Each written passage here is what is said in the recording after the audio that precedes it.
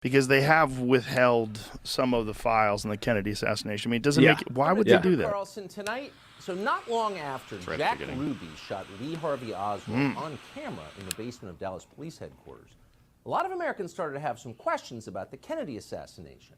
It was, you'd have to admit, a pretty extraordinary sequence of events. A lone gunman murders the President of the United States, and then, less than 48 hours later, that lone gunman is himself murdered by another lone gunman.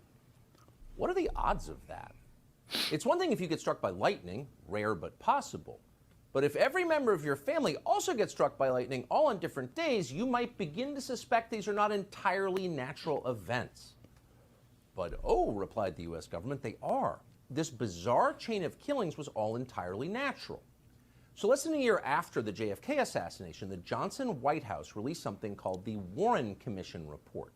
And the report concluded that while their motives remained unclear, both Lee Oswald and Jack Ruby had acted alone. No one helped them. There was no conspiracy of any kind.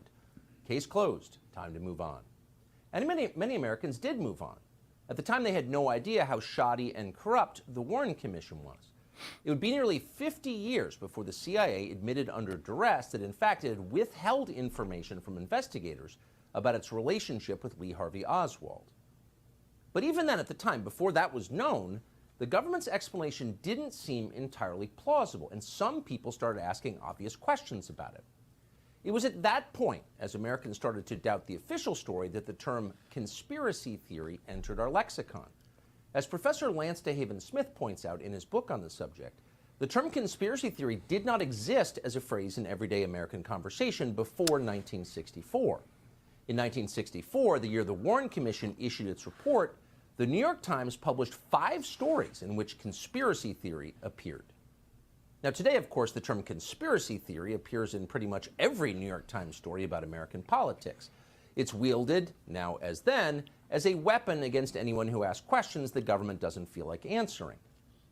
But despite 60 years of name-calling, those questions have not disappeared. In fact, they have multiplied with time. And here's one of them. In April of 1964, a psychiatrist called Louis Joylan West visited Jack Ruby in his isolation cell in a Dallas jail. MK Ultra. According to West's written assessment, he found that Jack Ruby was, quote, technically insane and in need of immediate psychiatric hospitalization. Those are conclusions that, puzzlingly, no one who had spoken to Jack Ruby previously had reached. Ruby had seemed perfectly sane to the people who knew him. Louis Joylan West pronounced him crazy. But what West did not say was that he was working for the CIA at the time. Louis Joylan West was a contract psychiatrist for the spy agency. He was also an expert on mind control and a prominent player in the now infamous MK Ultra program, in which the CIA gave powerful psychiatric drugs to Americans without their knowledge. So of all the psychiatrists in the world, what in the world was this guy doing in Jack Ruby's prison cell? The media did not seem interested in finding out. In fact, the New York Times, in an extensive 1999 obituary of West, never mentioned the fact that he had worked for the CIA, much less his time in Jack Ruby's cell, which seems relevant. So you can see why non-crazy people would wonder about what really happened, and of course many have wondered. In 1976, long forgotten, the House of Representatives impaneled a special committee to reinvestigate the JFK assassination. Their bipartisan conclusion? Jack Kennedy was almost certainly murdered as the result of a conspiracy. But the question is, a conspiracy by whom? Well, the obvious suspect would be the CIA. Why else would the agency withhold critical evidence from investigators? Is there a benign explanation for that, for maintaining this level of secrecy for this many years? Not that we're aware of. And it is illegal. In 1992, Congress passed the President John F. Kennedy Assassination Records Collection Act. And that act mandated full disclosure of all documents by 2017, 54 years after JFK was killed. The last administration promised to comply fully with that law, but under intense pressure from CIA Director Mike Pompeo, withheld in the end thousands of pages of CIA documents. Today, this afternoon, the Biden administration did exactly the same thing. That would be thousands of pages of documents after nearly 60 years.